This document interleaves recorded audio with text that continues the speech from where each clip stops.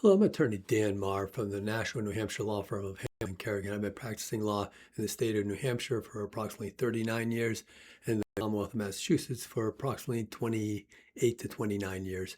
I'm going to be focusing today on talking about what protections a homeowner has as to the house that they own in New Hampshire. So I'm not talking about Massachusetts. Massachusetts has some particular provisions as to recording of homesteads, and there's something called tenants by the entirety that is not applicable in New Hampshire. But I'm talking about in New Hampshire rights as to the homestead, and also as a creditor, your rights to make claims against that property. So I'm going to be talking about that. Our firm does a lot of creditor rights work, and I'm focusing in on that.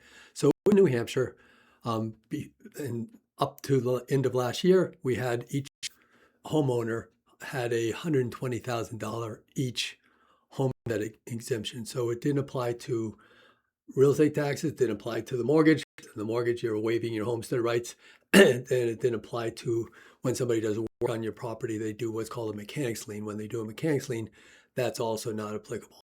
That's same in 2025 and also in 2026. So in 2025, it was $120,000 per person.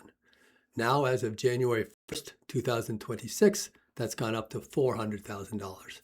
So for a single person in New Hampshire, if they've been residing in the property, they have to be residing in their dwelling for 12 months under the new statute. But if they've been residing in the property for 12 months, and this debt was something that was incurred after they acquired the homestead. So you acquired the homestead years ago, you got some debt. Now, maybe in 2024, 2025, somebody brings a lawsuit and you have $400,000 worth of equity in the property.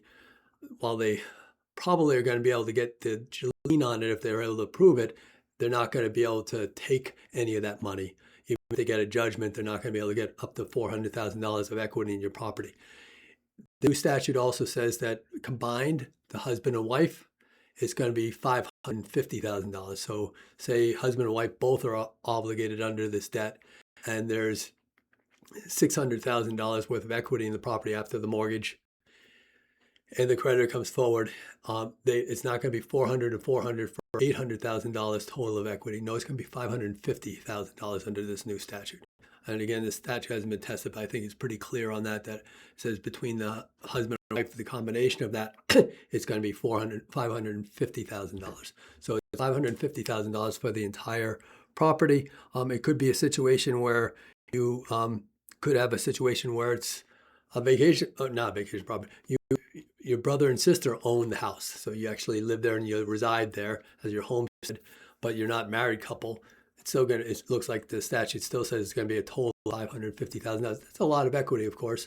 But in some of the houses, when we're dealing with properties that are $7-8 million, $700,000 or $800,000 $1 million homes, you might very well have some issue there.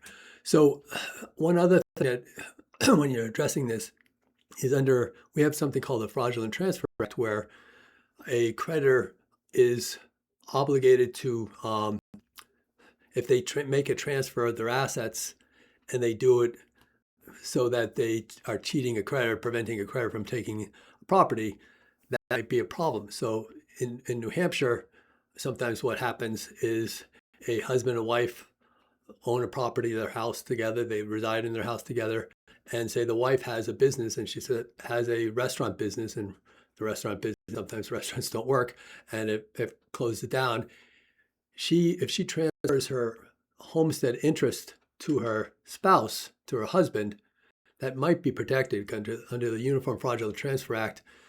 What they define as an asset is something that's not otherwise exempt. And if she has a $400,000 exemption, and she's transferring, and there's equity, that property, she transfers it over to her husband, that might be an issue. So that might be something that the creditor can't do anything about. So you want to really look at it as a secured creditor. And it just makes us that much more cautious when we're dealing with creditors that are having problems. If you can get a mortgage, if you got that type of leverage, fantastic if you can get that. If you can get a lien on somebody, on some other property that they have, fantastic. But relying on going after their equity in their house is going to be tougher and tougher now with the new statute.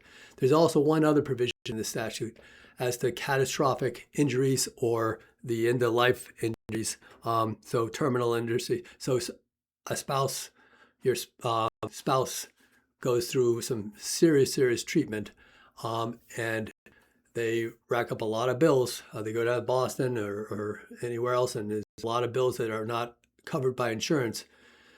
The homestead exemption is unlimited, so it's beyond the $400,000 for the one person or $550,000 for the entire combination of the house. It goes to the full fair market of the property to the extent that these bills are because of catastrophic illness or terminal illness.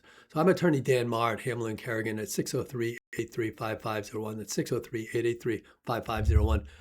For close to 40 years, I've been representing creditors, and I'm happy to, creditors' rights, are happy to discuss these issues with you if you have the opportunity. I also have a weekly vlog here, this vlog on YouTube. You go onto our firm website, NashvilleLaw.com, that NashvilleLaw, one word, .com. Go onto my bio, and you can go directly onto our vlogs. So some of these are on our Facebook as well. Look forward to talking to you if the opportunity arises. Thank you.